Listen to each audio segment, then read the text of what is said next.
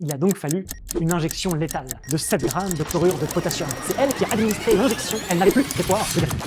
Bonjour à tous, aujourd'hui je vais vous raconter un procès difficile et sensible, puisque ce procès, c'est le procès de l'euthanasie, quelque part. Le 25 août 2003, Paulette Druet, une femme de 65 ans, souffre d'un cancer en phase terminale. Sa souffrance physique était insupportable. Et bien que les soins palliatifs lui aient été prodigués, elle n'avait plus d'espoir de guérison. Elle avait fait part de ses souffrances à sa famille et au personnel médical, expliquant qu'elle souhaitait en terminer. Il a donc fallu une injection létale. Ce jour-là, Paulette Druet reçoit une injection de 7 grammes de chlorure de potassium, un médicament qui arrête le cœur et qui lui a été administré par une infirmière, Chantal Chanel. Cette injection avait été prescrite par un docteur, le docteur Laurence Tramois, une médecin qui suivait la patiente. Et donc il y a eu par la suite un procès.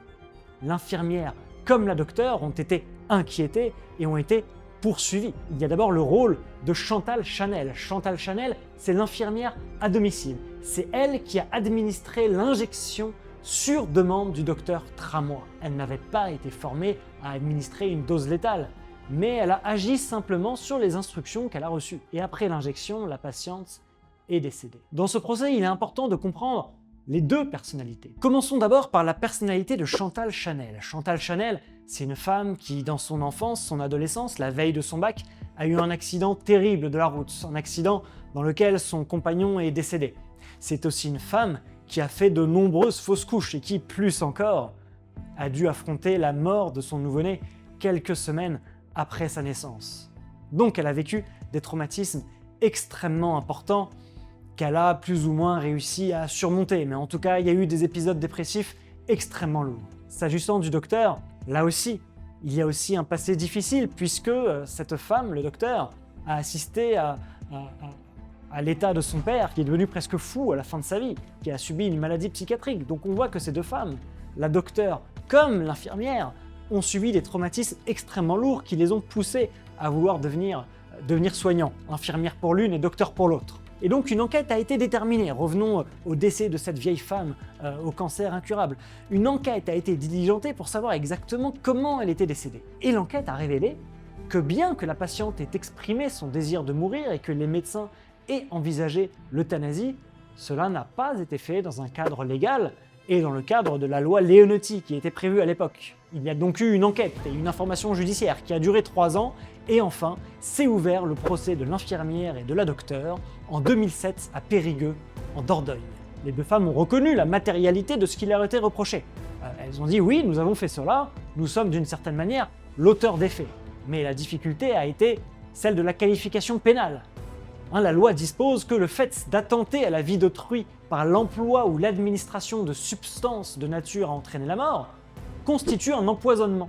Et donc finalement, ces deux femmes reconnaissent avoir commis l'empoisonnement. Rappelons que c'est une infraction qui peut entraîner une peine de 30 ans de réclusion criminelle. Et cela peut même être de la réclusion criminelle à perpétuité lorsque c'est commis avec des circonstances aggravantes, par exemple sur un proche. Et donc le procès a lieu et vient le moment où l'avocat général, donc le procureur, doit requérir une peine. Et il requiert 2 ans avec sursis pour complicité d'empoisonnement et 1 an avec sursis pour Chantal pour empoisonnement aussi. Donc 2 ans pour le docteur, 1 an pour l'infirmière. Et l'avocat général va être quand même assez humain puisqu'il va dire il est évident que vous devez prononcer la peine minimale. Mais même la peine minimale, c'est une peine, alors que les 2 avocats, eux, vont plaider l'acquittement. On a le premier avocat, Pierre-Olivier Sûr, pour Chantal Chanel, qui lui va s'appuyer sur les témoignages à la barre en disant que tout le monde dans l'hôpital savait que la victime voulait mourir. Et on va voir Maître Benoît Ducassader, qui lui va dénoncer l'hypocrisie de ce type d'affaires en demandant l'acquittement pour sa cliente, le docteur Tramois, en disant que de toute façon, là aussi, tout le monde s'entendait sur le fait que cette femme voulait mourir. Donc on voit encore que dans ce procès, il y a véritablement des enjeux sociétaux, des enjeux politiques qui, bien que le procès soit un petit peu ancien, font écho avec l'actualité qui secoue notre société aujourd'hui encore. À la fin du procès, le docteur Tramois a été reconnu coupable de meurtre et condamné à 1 an de prison avec sursis, avec une dispense d'inscription au casier judiciaire. Cette dispense est extrêmement importante puisque c'est ce qui lui permet de continuer à travailler. En revanche, l'infirmière Chantal Chanel, elle, a été totalement acquittée. Elle n'a pas été jugée responsable de l'administration de l'injection létale. Cette affaire a eu des conséquences et des débats dans l'opinion, puisque le procès a soulevé d'importantes questions éthiques et juridiques concernant l'euthanasie et le droit des patients à choisir la fin de leur vie dans un contexte de souffrance insupportable. La décision a également relancé le débat sur la légalisation de l'euthanasie en France, un sujet qui reste extrêmement controversé dans le pays. Et le cas est souvent cité dans les discussions sur l'euthanasie et sur la fin de vie, et il a mis en lumière les défis auxquels les professionnels de santé sont confrontés lorsqu'ils sont face à des demandes de mise à la fin de vie dans des circonstances d'extrême souffrance. Revenons quand même sur le cas de ce docteur. D'abord, il faut dire que malheureusement, le docteur est décédé en janvier 2022, à l'âge de 50 ans. Depuis les faits, cette médecin généraliste a été condamnée par l'Ordre des médecins à 24 mois de suspension d'exercice de sa profession, dont 23 avec sursis. Elle a cessé d'intervenir à l'hôpital de Saint-Astier.